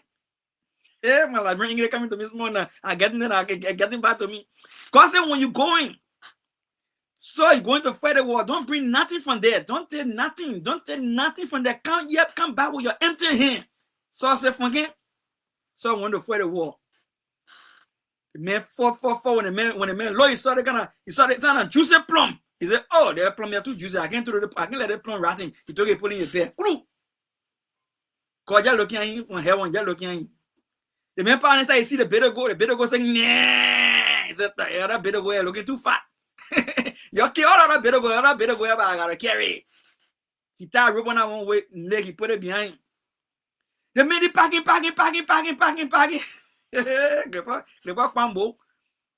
I want me, God bless you. They men came back with a penalty behind. Yeah, they better go then crying. The sheep then crying. Everything crying. God says, Samuel, wake up. The prophet, he says, Samuel, wake up, wake up, wake up, wake up. Go meet Saul. Samuel said, what happened again? God said, go meet the man. Go meet the man. You get him up in small chain, they won't stay. I told the man, when you go to go fight that war, don't bring nothing from there. Samuel, when he met Saul, he said, but Saul, how come now God told you, say, when you go do the, you PRC boss. God said, go, when you go to go do that LPRC, where don't take some of the fuel and put in your thing and come outside with it. Why you coming outside with some of the fuel in the thing? Then Saul said to Samuel, he said, oh, you know, when I went, I saw the other one looking too fat.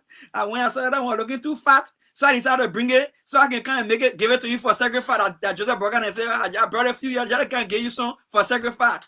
God look at the guy for a long time. God look at Samuel. He said, Samuel, he said, tell Saul.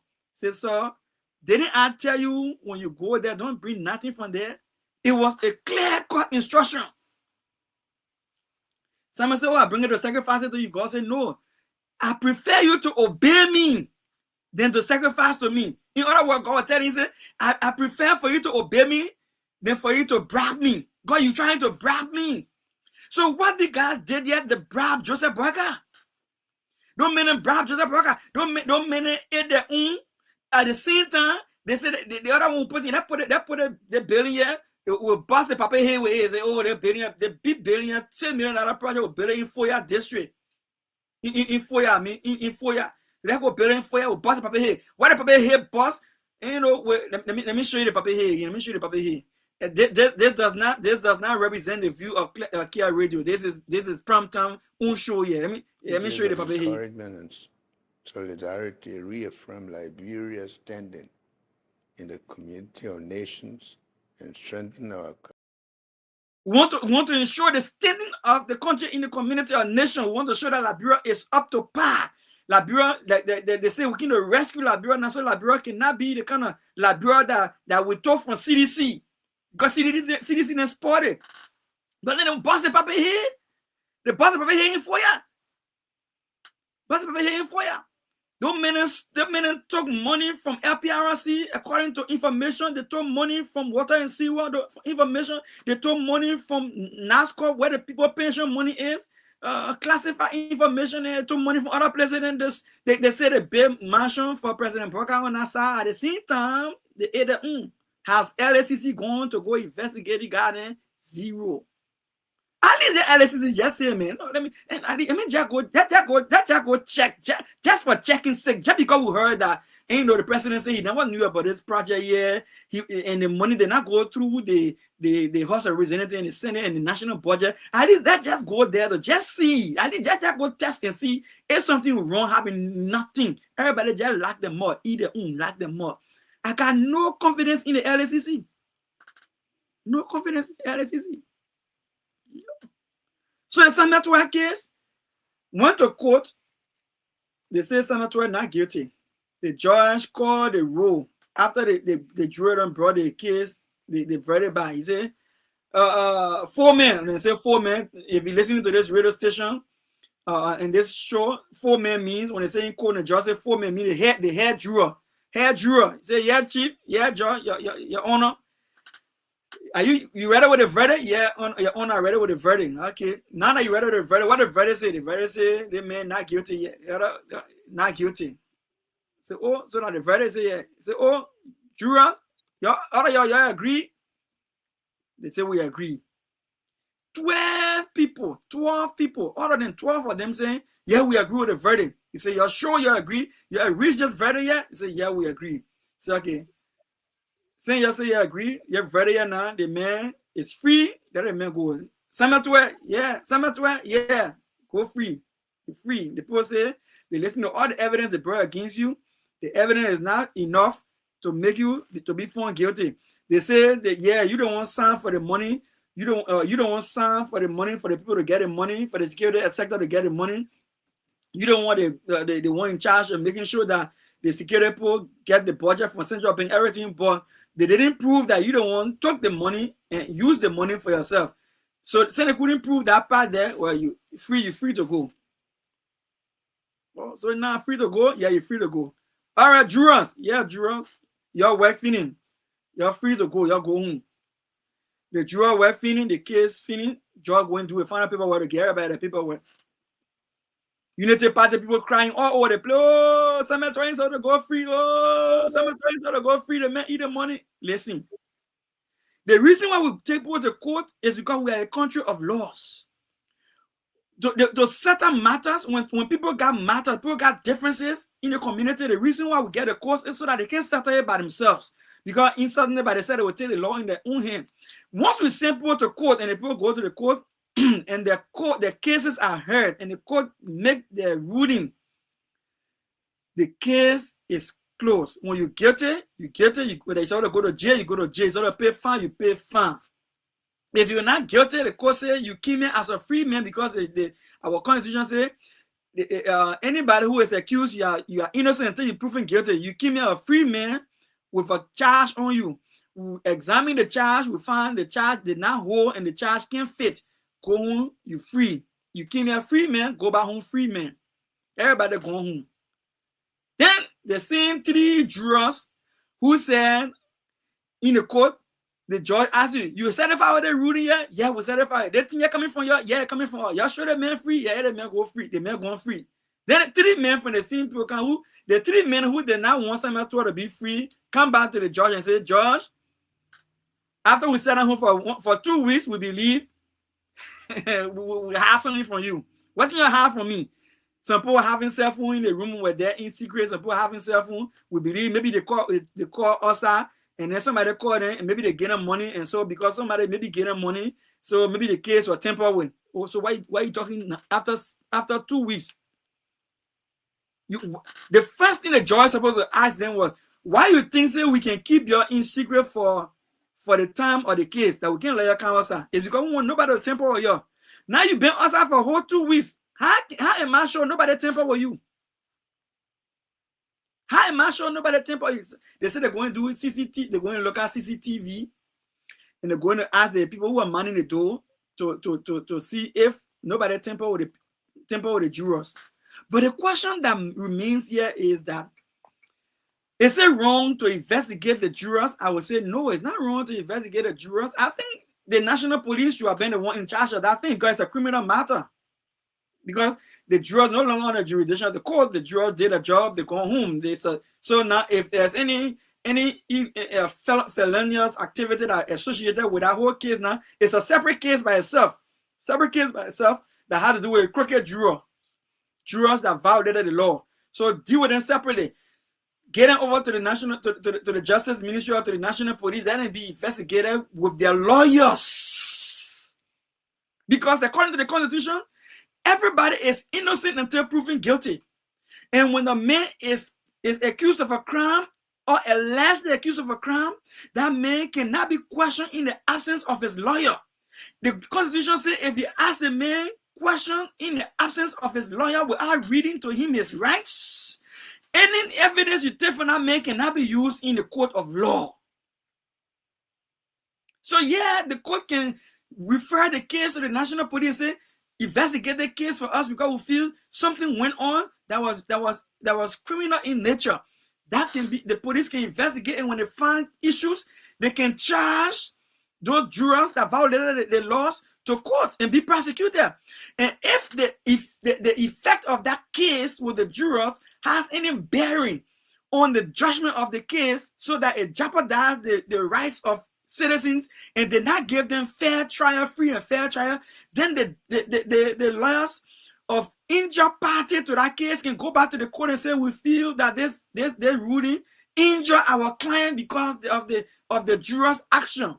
So we coming now to appeal for a retrial. Those who feel injured by the jurors' action can ask for a retrial. That makes sense. That makes a lot of sense. But now you tell the people behind closed door, what you told them, you don't tell them, what you squeeze out of them, you squeeze out of them, what are you bribe them, you bribe them, what are somebody bribe them before they came to report the case, or didn't bribe them, now, how you approve all that one another? We know that was hard there. If you are listening, you're listening to Primetime Conversation, and I'm Dr. Pearson with the Primetime Conversation. We come on every Thursday at 3 p.m. in the USA Eastern Time, and every Thursday at 7 p.m. in Liberia, Liberian time. We need to go to the lines. Before we go to the lines, Jefferson, can you call me 2 more of that scratch card, the last 2 scratch cards? Okay, so 6860. 6860. 6860. And then the last scratch card? 6677.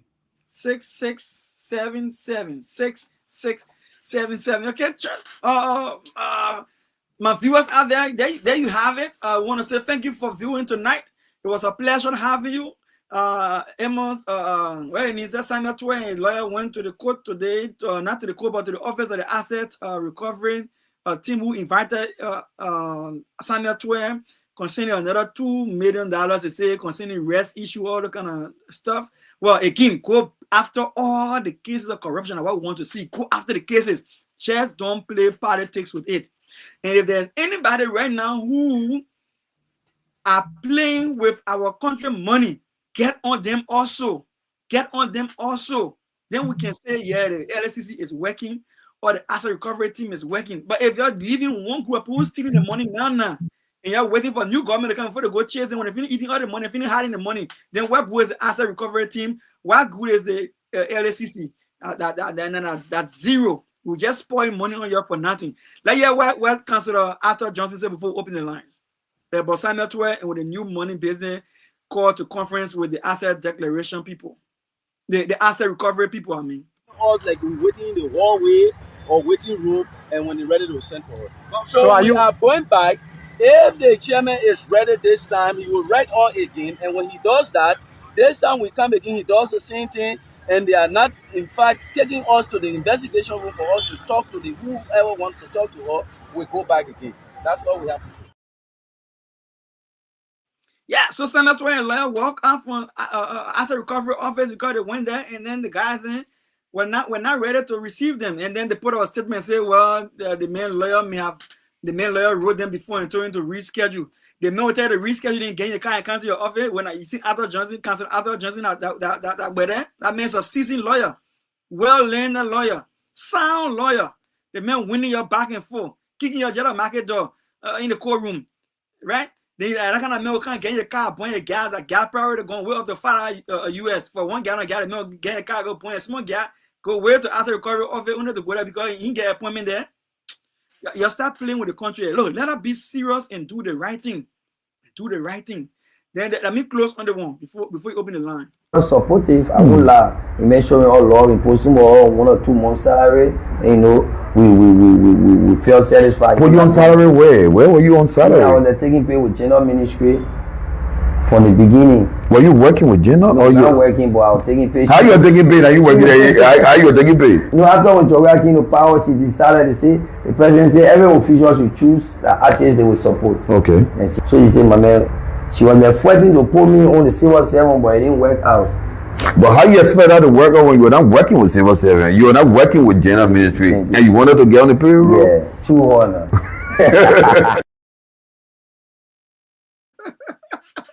That's rather funny country, man. That's rather funny country. So that's the lesson I want to. I put this up for a reason. I want to teach a lesson, then we'll go to the next. That's why prompt time conversation is there to give you something you have not heard before, right? On the same issue you've been hearing all day. Let me give you something that you have not heard before. Let me say this, right? When you an artist, whether you are an influencer, you are whatever you want to, whatever skills you got, whether you're a musician, comedian, it is a payable skill. It is a payable skill. With that skill, you're supposed to earn a living from it. You should earn a living from it. If you have musical skills and you can sing, and maybe President Broca call you and say, I'm sending you to gender ministry to go and work at the general ministry or maybe the mobilization team or whatever they got there. My brother, you are working. It is a job. You go sit at home. You go sit and say, oh, I get a job, but the job, they put me on payroll. No, they not put you on. When I give you money for free, they were giving you money for you to offer service. And what I know is that we use musicians to do public service announcements on radio and things to promote certain major public issues. We use them during campaigns, not talking about political campaign. Maybe like what they got Ebola going on now. Musicians are used, maybe someone to go and create awareness and things around the country and stuff like that. Maybe the way we have COVID and things, you go around and make awareness. We got rape cases all around the country. If you are creative, you can make some creative songs. And then as a general ministry ambassador, and you go from county to county promoting those songs. That give message that will keep people from not abusing women, not abusing children, not raping people, and all that kind of thing. So there's a lot you can do with your skills. Do not let anybody to make you to feel that because you're not going wearing tie and necktie and costume and sitting off the air conditioner blowing there, you're not working. No. Do you know how many renowned influencers and musicians who sit down, who basketball player, football player in America, call them football player, who can play the American football, basketball, tennis player, who sit down, who can go to anybody, any company office, but they're paying them millions of dollars because they're using their pictures to promote something that the company wants to promote or what the nation wants to promote. You are a living talent, and you're supposed to live off of your talent. Don't look down on yourself like that and say, oh, they're paying me, but I was not working. No, you were given a piece of job. You need a manager. And if you listen to my voice, you're an influencer, let nobody use you for what they call CP, for free. Your talent should be rewarding for you, and you should be able to live off of it. All right, so I will stop there. Let's take calls now. Jefferson, can you please help me open the line, if you don't mind? Okay, so it's time that you interact. This is LRB Feature TV Primetime Conversation. 0777 959 959 0777 959 959 0889 283 938 and +231 777 959 959. Please, when you call, go straight to the point. Good evening. Yeah, good evening, Professor Watson. Yes, Prince Talibu. Yeah, good evening, Mr. PSC. Thank you for the discussion on that. You're welcome, brother. The comment said they came to fair corruption, but I think the corruption they came to fair only summer to all this. Because I think when you get juror for any case, I think the only people who get access to the juror is the security that money in. Even your family can get access to them on phone. So when five or play with the juror, we should be asking the government because only they get access to the juror. But the people here, they just keep the way from mostly summer 12 to see summer 12 in code the content, shed and pause with tears after he spoke for 30 seconds. The government need to be sure the prisoner is setting a bar for the Liberian people. A bar for the next government that will come when they're doing it will not look good. Okay. Yeah, so let me make it clear. We get information minister will sit down on radio who did it just insulting. Even for the to give information on this or nothing like that. And the thing what you're doing to the thing that want to when the play was doing not tell Thank you. Go on. Okay, brother Jeff. You want to try the scratch card? Me try on the card there. Getting me? Go ahead, yeah. It's your 32. It's your 32. Call your number. 775 775 20 20 30 28. 28. Have a good night. Have a good night. Thank you. Good evening. 0777 959 959 0777 959 959. And let's get this person. Good evening. Yeah, good evening. Yes. My name is. I'm calling from Singapore. Say your name is? I'm calling from Singapore. Okay, Fina, go ahead. Yeah, my concern first thing has to do with the Solomon border issue. Why up to now the government has not launched investigation into what led to the Guinean crossing over or seizing equipment from the Makona River? Why up to now the government has not launched investigation into that issue? That's one of my concerns. And secondly, follow-up of cases in the country. I think early this year, there was a case about one, I know, which security entity, NSA boss, one of the bosses there, allegedly raped a 16-year-old boy. I don't know what become of that case up to now. We'll update from there. So those are my two concerns. Thank you for your view, man. Hello? You want to attempt the question for the card, the scratch card? You want a team question? Oh, she went off. Oh. Yeah. Yes. Good evening. Your name, what you call? So my name is I'm Mr. Realist. Hey, realist. Go ahead. Yeah. How are you, sir? Yeah, we're good. Go ahead. So I love President Bwaka. Bwaka can talk too. President Bwaka said the thing that never happened, it will happen. And so our judiciary, now, yeah, okay, our judiciary now, they have DRO. There's DRO now. The case can go and the DRO, they bring it back. That's what happened. Because they will know the law. They will have all the power into the law and people trusted them and put them there. How can a case go and get the jury off? They go in the midst of the people. I think they can be in a house for police to mount them so they can be police there. But you already send the people in the midst of the same people that you preventing them from. And you calling them back to go into the case. So, I don't know how really the government operating actually. And that's all my business. That's all my issue business. President Bwaka know why you're asking me for. Maybe he has promised your own diamond, I'll give it to you. Be there until you find your diamond. When you complete, then you go back. That's why he said he is under control. He knows. I thought that maybe Ghana president or Nigeria president, who is out of the whole mark of the conflict, will ask how your conflict looks like.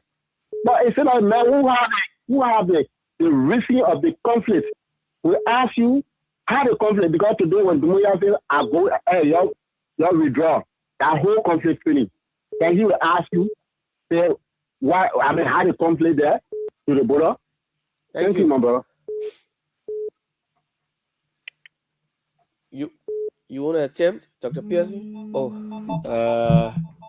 He left the line. Yeah, let me get this person. Good evening. Yeah, good evening, Jefferson. How you doing? Yes, I'm okay. Yeah, let me say good evening to Dr. Peterson. Welcome, brother. Welcome. Yeah, this is Sheton, and I do join you from a lake corner in Happy birthday, happy pre-birthday. Yes, thank you, sir. My man, I send you a birthday. Don't worry. I will comply with that birthday. I comply with that birthday. Ask you. So, I call tonight to thank my political leader, Mr. Alexander Cummings, for representing Liberia on a global stage. The state that they when people political political party, people went there like they would sell and sell instead of selling, the country in the country interest. But Mr. Cummings, man, back in days, actually when I saw the video on the LBC TV, I was so excited and to be serious. I'm very proud of my political leader in such a way that he can push Liberia to the wall and can stand more many, African leaders to get idea about the economy, how Africans should be and stuff. So I'm very grateful to him and kudos to him and keep on the good work. All right. Thank you. You want to take a shout out the cards? Yeah, let me try. Go ahead. Yeah, 2356. 2356. What's your number? 777. 777. 84. 38. 30. 30. Okay. Well, thank you for the show. Welcome. Good evening. Yeah, good evening, sir. Yes, your name will call from where? My name is Emmanuel Simbo, and I do call from New Jersey. Go ahead, some more. 1 minute. Yeah, I was surprised when I hear our president speaking the Southern way he spoke. I mean, who does that?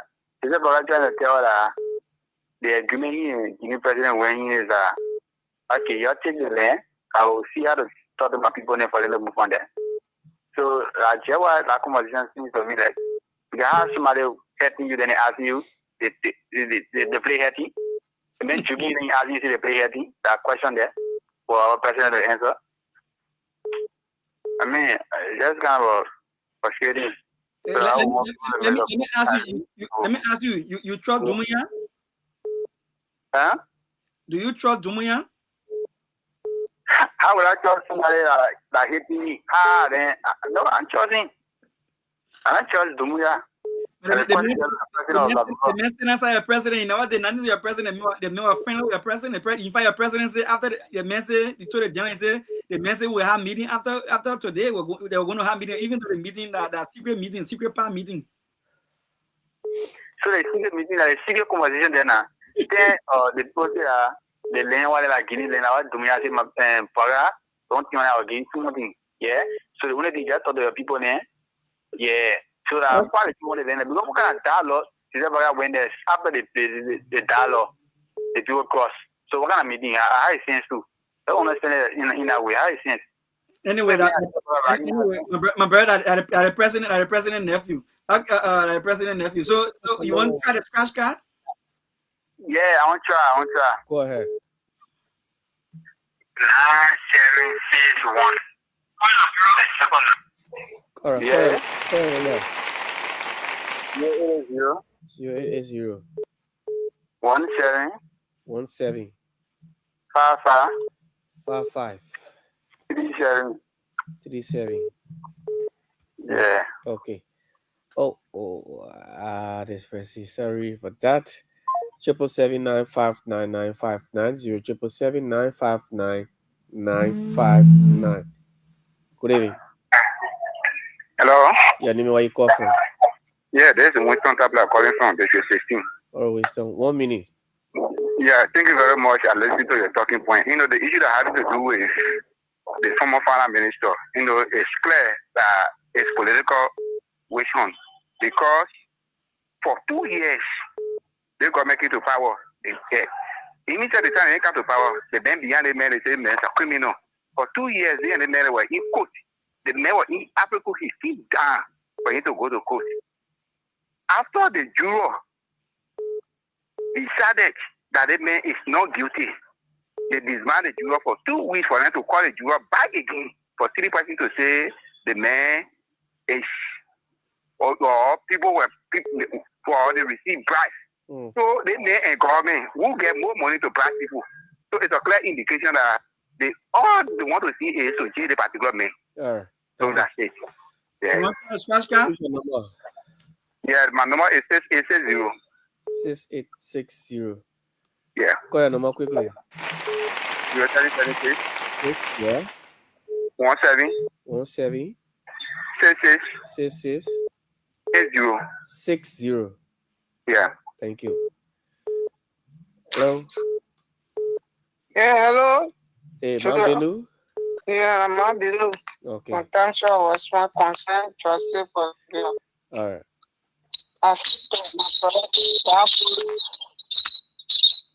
You know, let me and the people the way my small brother came on stage and I say that to hunting for come here to us. You want to see to come here to enter in jail. Then it will be like 2029.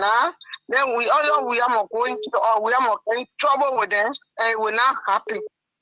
You can't get me to court. Then the people say are free. They are going for 1 week, 2 weeks. Then you say that's other people come from behind and all of them they need to vote. Then they agree. Then they come back. They say they're not certified for the court, the case. So they must call them back to go. They pay their way. They buy car, they put in their car, they go to the play while they show go first pay them. Nobody not for them. That thing what they put doing, that they're doing. Let you forget, they must not forget Again, I want Deca. Your friend died, then you happy or like going to. Tomorrow it will be Alexander Kumi to be president in the country. It will be what a man Musa Belete, it will be president in the country. Or it will be Joe we are a time the people will pay that on it. Okay. They are what they're talking about. I Benu Lee Kamara for down what point. Our 39 years are talking our Bola Baka study. Because Baka can still draw from Guinea, they draw them 1 million plot. With small they draw on our money, he said the holy, no here, no take. That the money Baka war for that Bola. The thing will not know. Me, I born all my children for Guinea, me. My children all are born by my home. I'm not born by Liberia, all my children for Guinea. So, but I can't fool up. I can call my children. They say the man call the money for the man for the place. He was young, yeah, my son. Baba, yeah, that story. They will come. Thank you, man. Asking question. You know what to tell you more. Now, people what I tell like the future president was standing there. He was feeling bad. What I were in a paper to sign it. They put it in Jabate. Who on it? The name of Pharaoh Baka. They don't know. Thank you, Marvin. Thank you, Papa. Thank you very much. Choose your own number. My number is 0555. No, what are the card? Oh, yeah. 088. Give me your phone number. Give me your phone number. She went off. Yeah, but I'll take her number for her. She went off. All right, we're taking 2 more calls, so I can. Yeah, let me get you. 30 seconds. Yeah. Hello. Yeah. Hello. Hello. How you doing? Yeah, we're good. Call your name. Okay, Jeff. This is Mohammed Donzo for Fana. Go ahead. Yeah, Jeff. I want to say good evening to Pearson. Yeah. Thank you, my brother. Okay. Well, my attention, Pearson was deliberating. My attention, when he said about the justice system of our country, because the case between Yeke and I listened to Pearson. Pearson said that why Yeke cares to the court is not what you call rude. That is unfair. To our democracy, because Mr. Bwaka should stop, in the judiciary with intimidation. He should stop this, because that ruling tells you that the executive, has in that ruling how we rule, what the president, the case that the president carry on that case, let us stop this, man. Our country is not a country that we should stop, hunting each other. And we look at the 12 case. This sounds good. There has just been a lot of agencies now. They are stealing the country money. The asset recovery or the DAC, they're not going after these things. Look at the project from Lofa. See that project. Mr. Bwaka, contract they said 2 different times on that same project. Say the FCC they need to go to investigate, and then the case that that the judge have always cleared. Then you guys saying that you should go back to that maybe an input to the other case will comment. Thank you. Thank you. Choose your number. The last 4 digits. My number. Hello? Yes, the last 4 digits. Yeah, I can take. Oh, he went up too. I think we're out of time, Jefferson. Yeah. But I want to thank you to my listeners and viewers out there. You got Jefferson's number. Hook up with him if you love Jefferson. Come on, morning show. Jefferson has a morning show every morning. Yeah. Come on and be a part of it. Jefferson, any other announcement? Maybe I'm missing something. Say? Any announcement? Well, nothing much. Just the Kia morning show. That's all. All right, the Kia morning show. John Jefferson, what time tomorrow morning? No, I took my break tomorrow morning. The other guys will be here. But we here from Monday to Thursday. On Monday to Thursday, yeah. All right, it's a pleasure being with you. Jefferson was my anchor, and I am Dr. Pearson. It was a pleasure. Have a good night. Check your doors, your windows, and make sure everything is safe. God bless you.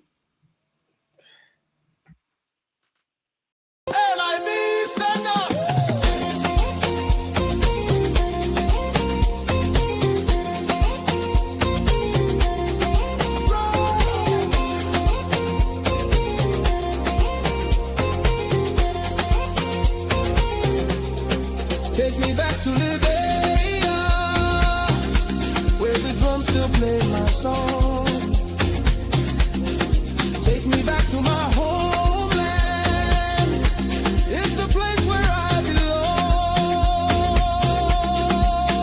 belong. LIB Future TV, giving voice to progressive Liberians, speaking about politics, entertainment, and local news.